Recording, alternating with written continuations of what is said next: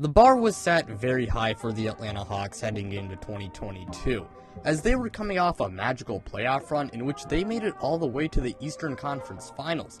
But so far this season, they've failed to reach their expectations and have disappointed fans all around the NBA community.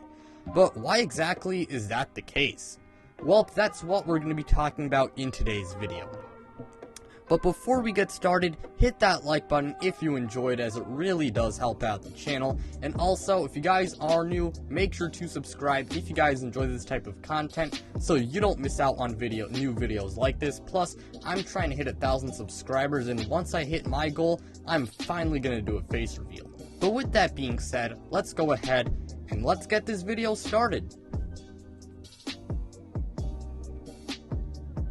Now, let's go ahead and address the elephant in the room, and that is their defense. Atlanta's defense this year has been absolutely abysmal. Right now, they are 27th in defensive net rating, and they are 20th in opponent points per game. The Hawks' offense, as expected, has been great, as they are right now 2nd in offensive net rating, and they are 9th in points per game. But I've said this before, it doesn't matter how many points you can score if you can't at least somewhat stop the other team from putting up points on the board. That really has been the main reason why this squad has fallen short of expectations this year. Their offense, again, it's been absolutely phenomenal this year. But, I mean, how many points they score, ultimately usually doesn't matter because their defense is so bad. So, the Atlanta Hawks defense, it's been absolutely horrid this year. And in my opinion, it's been the main catalyst in the Hawks being such a disappointment this year. Now, you might be wondering, why exactly have the Hawks been so bad on the defensive side of the ball? Now, the first reason, in my opinion, has to do with Clint Capella's regression. Clint Capella last season was very good for the Atlanta Hawks, and he was a massive reason why they went on that playoff run. However, this season, his play has really taken a step back. Offensively, he has a career low in points per game, and yes, that's that really doesn't impact the defensive end, but still, it doesn't really help his team at all. And if anything, it really does harm his team. However, Clint Capella has really regressed on the defensive side of the ball, and he really was their main defensive anchor. And when your defensive anchor regresses like Clint Capella has this year, that your defense and your team as a whole, it will take a hit. So Clint Capella, with how he's playing, it really has affected Atlanta. You can really see it in the team's record and all the stats. Clint Capella, he really has regressed this year, and he really does need to take some accountability for how he's played, because he just has not been playing good. And the Atlanta Hawks, their defensive scheme last year, it was pretty much centered around Clint Capella. It's really similar to the Utah Jazz's defensive system, trying to get guys into the paint, and then Clint Capella, he can go ahead and do the rest. However, again, Clint Capella hasn't been very good this year, and he needs to take some accountability. However, I will cut him some slack, and I will say he has been dealing with injuries all season long, which I think can explain, be a part of, an explanation as to why he hasn't been that good this year. But again, he does need to take some accountability for how he's playing. The Hawks, they really need him to be healthy, and they really need him to play, get back to his old form ASAP if they wanted to salvage their season. Now, I also do want to say that the Hawks' bad defense, it's not all on Clint Capella. For one, the Hawks don't have a whole lot of good perimeter defenders, and Clint Capella, he's only one guy. He really is not much of a perimeter defender, and having bad perimeter defenders around you, well, that really does not help your team's defense at all. And the Hawks also suck at defending the fast break, as right now they have the worst transition defense in the entire NBA.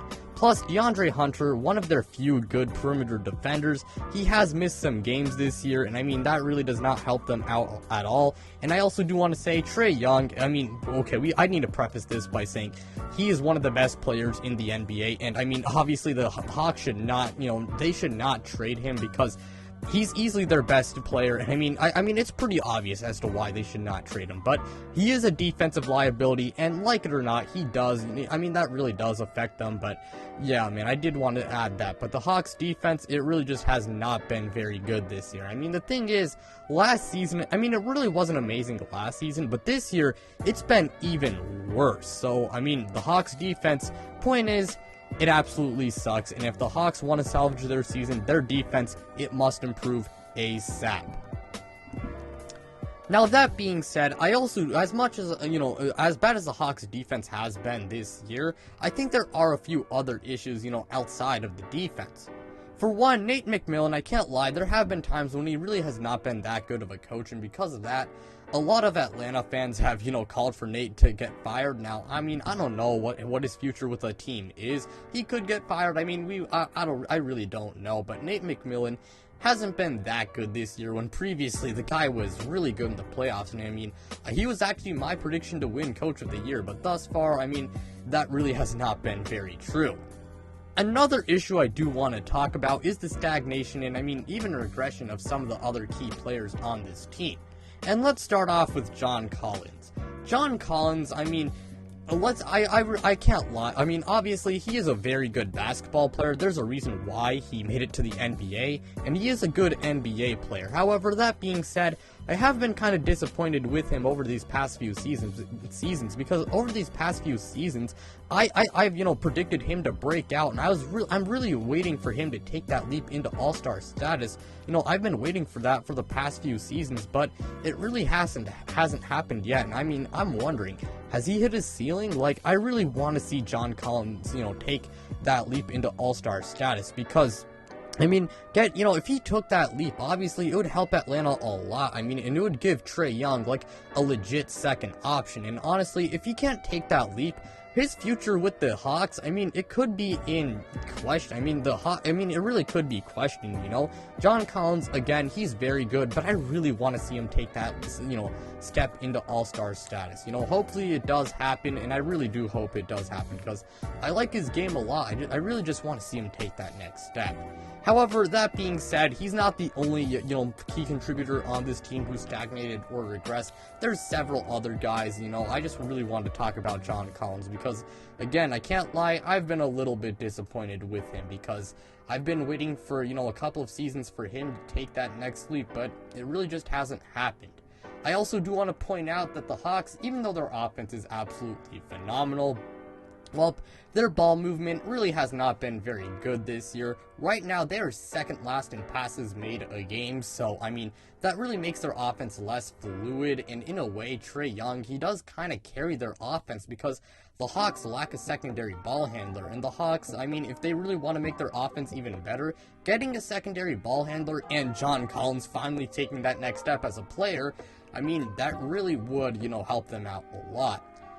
Now, one last thing I do want to add before the video does, and is the fact that the Eastern Conference has gotten a whole lot better, and this is something that really is not in the Atlanta Hawks' control, and because of that, I don't really blame, I really do not blame them for this issue. Obviously, your conference getting tougher, that's something you can't totally control, and because of that, I mean, it really does hurt the Atlanta Hawks a lot, because when your conference is a whole lot tougher, I mean, do I really even have to explain? So, yeah, man, the Eastern Conference being tough, it really does not help them at all. Now, I don't know, I mean, I guess good news for Atlanta fans is that the Hawks have started to, pick it up as of late, and maybe they go on, like, some, like, crazy late season run, but the Hawks, who knows how the rest of their season plays out, but I guess looking a little bit into the future of this team, well, first off, they really need to get a secondary ball handler, plus they really need to, maybe flip some of their, shooters for more defensive-minded players, and also, this team, they do need to get healthy, and also, Nate McMillan,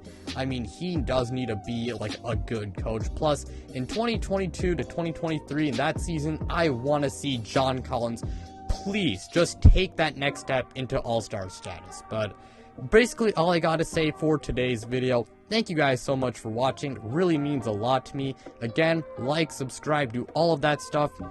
And make sure you guys do go ahead and check out the links in the pinned comment and in the description below. Go ahead and check out my Twitter, my Instagram, and my podcast. The links to all three, they are in the description and in the pinned comment below. But without further ado, I'm out, you guys.